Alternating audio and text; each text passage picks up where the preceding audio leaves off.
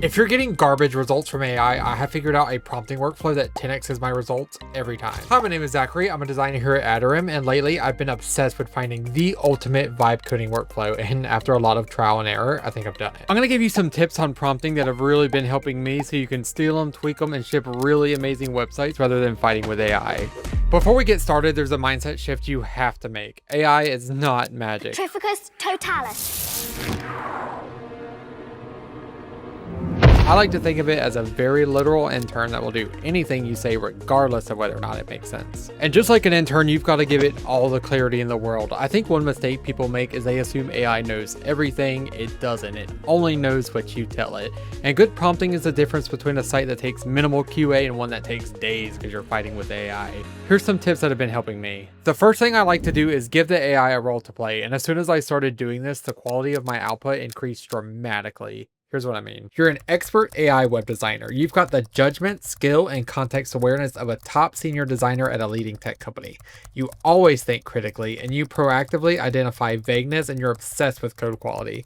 When possible, explain your reasoning and best practices. If you detect missing context, ask precise questions before coding. Operate as a true collaborator and not just an assistant. Next, I like to write down who the page is for. Who is your ideal target audience? And don't say vague things like agency owners and founders. Here's the framework I use that gets really good results every time. They are a specific role at a specific type of company. They're currently struggling with tangible problem. They've already tried so-and-so. They care most about a primary outcome, and they're hesitant because of certain objections or fears. This next tip will make your output feel much more unique because the AI is awful at imagining. So use Canva or Nano Banana to create a mood board and ask the AI to reference it. Here's something quick I did just to show you, and it really can be this simple. We've got our images just to give the AI the kind of vibe we're looking for. We've got the color palette and our two fonts. So when you get started, go ahead and attach this to your prompt. Another thing I like to do that makes my output look way less generic is go on inspiration sites like Awards, Mobbin, or Dribble.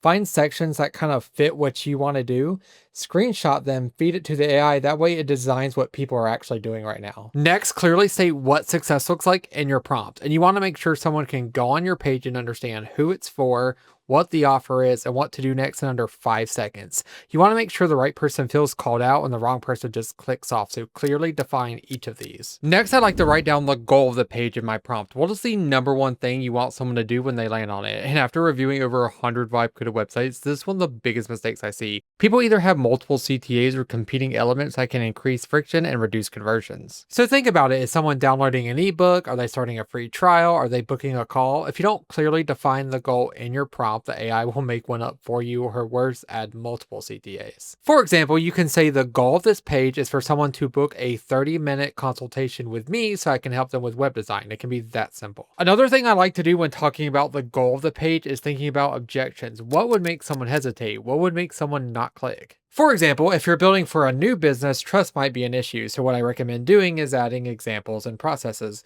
The whole idea is when you're writing your prompt to meet objections before they come up, and you can leverage AI to do this as well. Let's get into page structure and hierarchy. If you don't intentionally decide how you want the page to flow, the AI will just make it up for you, and it's not going to be good. One tool I like to use that makes this really easy is something called Excalidraw. So you can draw out and wireframe out the website and then give it to the AI. So show it where the buttons will sit, where the images will sit, kind of the overall structure that you want of the page. Like here's how I did mine. You can see here I've got a rough sketch of my page, and the whole idea is to really lay it out visually so the AI knows exactly what you want. So I've got my benefit hero section, then I go on to talk about their pain.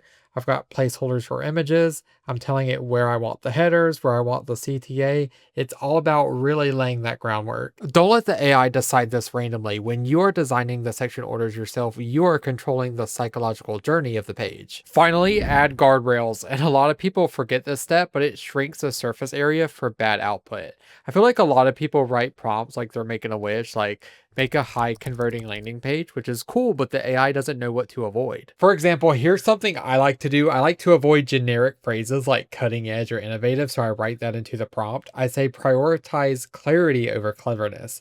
Keep paragraphs under 4 lines and optimize headline for benefit and not features. And then I wrote down a whole lot of very generic overused copy. That way the AI knows to avoid all of this.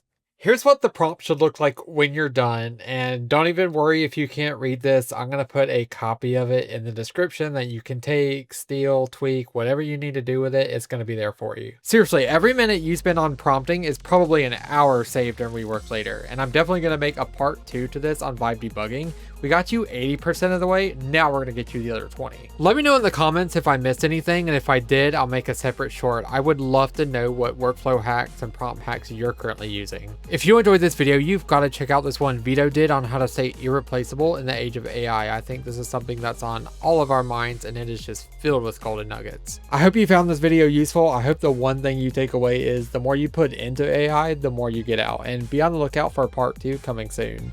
My name is Zachery, and I'll catch you in the next one.